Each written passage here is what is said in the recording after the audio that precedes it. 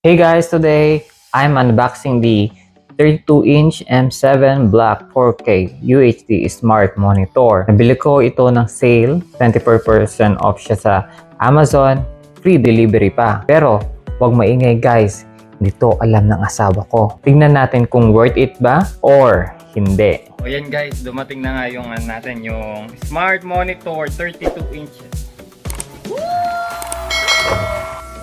Tignan mo, nakikigulo pa ang anak ko. Wow! Mas malaki pa ito sa microwave ko. Pagbukas ng box, meron tong HDMI cord, power cord, and yung remote. Tignan nyo to. Ang sleek and stylish. Ang ganda talaga ng black pagdating sa mga ganitong appliances, lalo na sa monitor na ito. Alam ko, nainip ka na. Ito na, buuin natin yung stand at i-hook lang natin ito sa monitor. Dito mo siya i-hook at meron kang second option kung gusto mo siyang i-mount. At sa likod, may makikita kang dalawang HDMI, USB port na tatlo. Ito na, nakabuo na. Plug in, and boom! Pag-start ng monitor, choose your language, connect to the Wi-Fi, and this is it. Ready to use ng monitor natin. I-check naman natin mga smart features niya. Netflix, check. YouTube, check.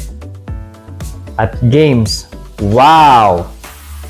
Talagang the best to kesa dati kong monitor. Pwede ako maglaro ng games ng walang lag at sobrang crisp ng graphics. Parang naglalaro ako ng nasa totoong buhay. So additional feature is meron tong built-in speaker at meron din tong magic wand o itong remote. Para sa akin, overall game changer talaga itong monitor nito. Kung naghahanap ka ng bagong monitor, ito na yun guys.